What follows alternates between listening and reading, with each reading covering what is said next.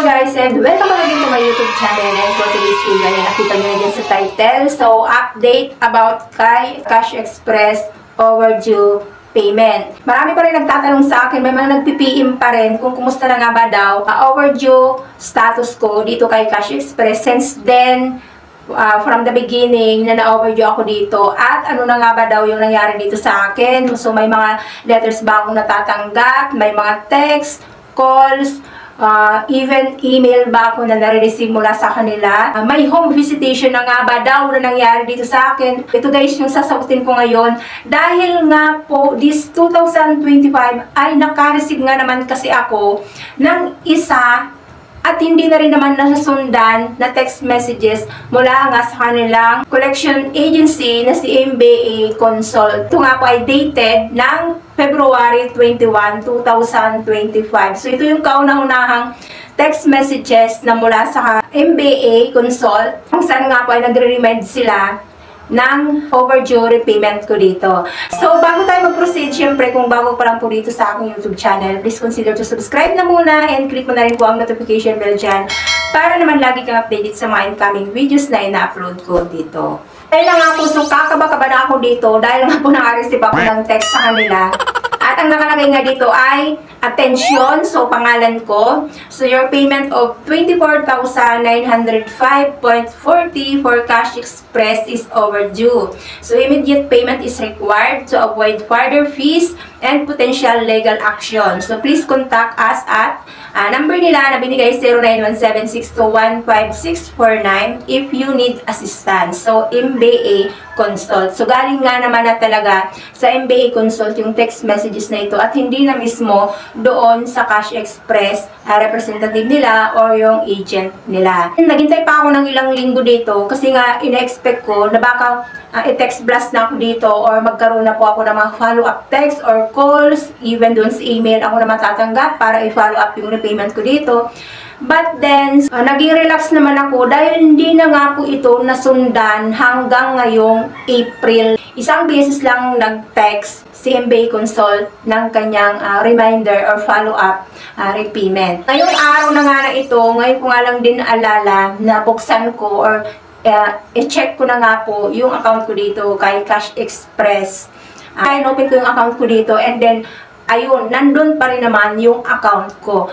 But this time is unlike po doon sa mga nauna kong na-vlog na nag-update ako na na-specify pa doon yung loan details. So this time is hindi na siya na-specify. So ang lumabas na nga lang po is ganito na.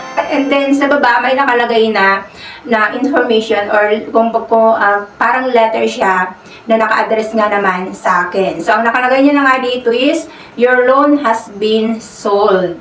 Full debt amount, so 24,905.4. Late payment fee is 6,000 pesos. Ang penalty nga daw po noon ay 5,040.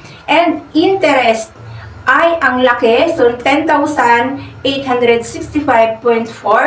And then, yung principal amount na nautang ko sa kanila na pinahiram nila sa akin ay only 3,000 pesos. So, imagine ninyo, so sa 3,000 na pinahiram nila sa akin, umabot na po kaagad ng 24,905.4 yung overdue na repayment ko sa kanila. So, nakakalungkot lang dahil nga hindi ko naman ito ina-expect na aabutin sa ganitong amount. Kung pumayag nga lang sila noon, tanggapin yung na kaya ko lang nabayaran sa kanila. So, sana hindi na umabot sa ganito kalaking amount. But then, sabi ko nga po at experience na rin din po ito ng ibang nating mga borrower na hindi nga naman talaga nila dito tinatanggap yung amount na gusto mo lang na ibayad sa kanila dahil may amount sila na naka-fixed kung magkano at sila nga din ang nagbibigay kung magkano nga ba yung amount na kailangan mong i-repay sa kanila. So ito yung hindi maganda sa kanilang application. Kapag pinili mo nga dito yung installment base na ino-offer nila, ito na nga po yung sinasabi ko sa inyo,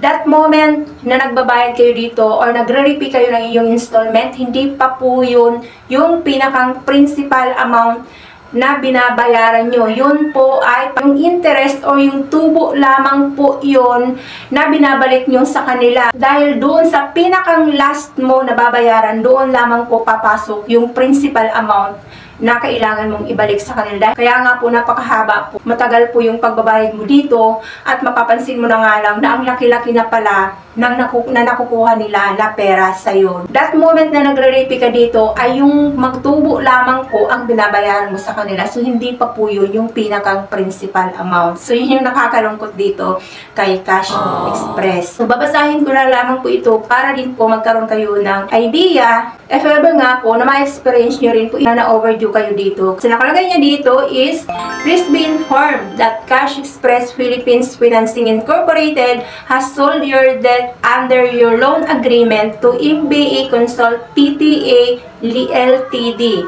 Please note that Article 1178 of the Civil Code of the Philippines, all rights acquired in virtue of an obligation are transmissible. So hence, beginning November 30, 2023, MBA Consult PTA Limited shall become your creditor. After 6 months lang po nung na-overdue ako dito, na-forward na po nila kaagad sa MBA Consult PTA Limited yung account ko.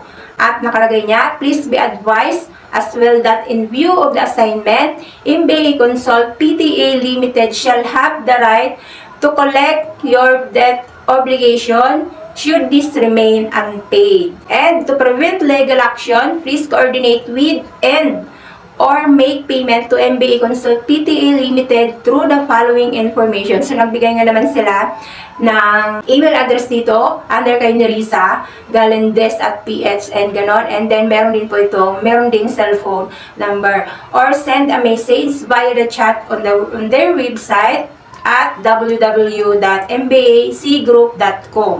And ayun, so sincerely, Cash Express Philippines Financing Incorporated. So, yun na yung pinakahuli dito. Meron silang letter galing kay Cash Express na yung account ko nga daw po ay na-forward na kay MBA Consult. So, sila na po yung maging creditor ko at sila na rin daw po yung may right na singilin ako or mag-collect ng any amount para po doon sa full repayment ng utang ko. So, nagbigay sila ng mga cellphone number dito, Mapag-Globe, Landline, Smart, and schedule nga daw po ng opening ng office nila, Monday to Friday, 8 AM to 8 PM, tapos Saturday, Sunday, 9 AM to 6 PM. At nagbigay din po sila ng mga email address na pwede nga daw po ako na humingi ng assistance if ever nga po na willing nga ako isettle yung account ko sa kanila. So, payment at cashexpress.ph. So, verification at cashexpress.ph. So, customer support at cashexpress.ph and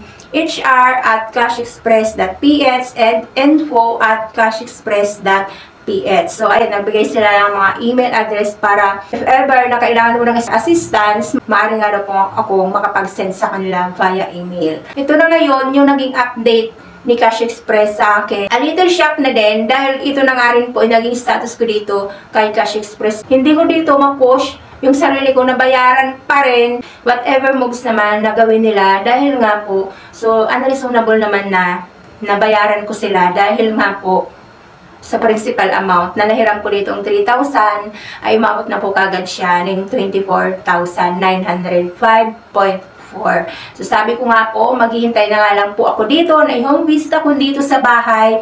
Kung sadya nga ba na nag-home visit sila para maningil, nang sa gayon po is, may paliwanag ko rin po sa kanila yung side ko kung bakit hindi ako nagbabayad dito sa kanila. And dito nga po is, since then, na makareceive ako ng isang text dito ng February 21, so hindi na po siya nasundan. Wala rin akong na-receive dito na text blast, unlimited calls, or even nga sa email. Lang nagpapadala sa akin ng ganun. Kaya nga naman kampante ako na hindi ko rin po sila bayaran. Dahil nga po wala naman pong nangungulit sa akin na bayaran ko yung nahiram ko na pera na ito sa kanila. So, siguro naman sa part nila, naiintindihan din naman nila kung bakit hindi nila ako pinupush na bayaran yung utang ko na ito dahil nga naman sa napakalit lang din naman na halaga na 3,000 tapos aabutin ng 24,905.4 yung full repayment ko, diba? So parang na unreasonable na po siya or questionable naman po siya talaga naman kung kukulitin pa rin nila ako na bayaran yung pera na ito. So sa awa naman ng Diyos dahil hanggang ngayon ay 2 years na po siya na unsettled. So, wala po akong na-receive na any death threats or messages galing sa MBA Consult. Bukod dito sa isang text messages na pinadala nila. So, hindi na po ito nasundan hanggang ngayon. So, ayan na po guys. So, sana po nakatulong sa inyo yung video na ito about dito kay Cash Express overdue payment issue. So, 2 years na po siya. Unsettled pa rin. Wala po ditong tumatawag. Wala pa akong nare-receive na text messages or text blast, unlimited calls, mapa-email man po yan. So, wala po akong natatanggap hanggang ngayon sa awa ng Diyos. At kung ako naman ay tatuningin nyo, so hindi ko po ito, still hindi ko po ito babayaran na 24,905.4 na ito. Dahil nga po, hindi nga naman po madaling humanap ng pera para lang po ibang bayad sa kanila. So, ang hinihintay ko lang po dito hanggang ngayon is yung home visitation nila. Kung sadya nga bang meron silang home visitation. Dahil nga po, makikipag-settle din ako sa kanila kasama po yung barangay po namin. But then, sabi ko nga sa awa ng Diyos, wala pa naman pong nag-home visit dito sa akin. So, ayun na po guys. So, sana nakatulong sa inyo ang video nito. Kung ikaw ay isa man dyan sa nagkaroon ng unsettled account dito kay Cash Express. So, kalma lang at huwag kang matakot. Huwag mong i-stress yung sarili mo. Marami pong salamat. As always naman, thank you po. God bless. Bye-bye.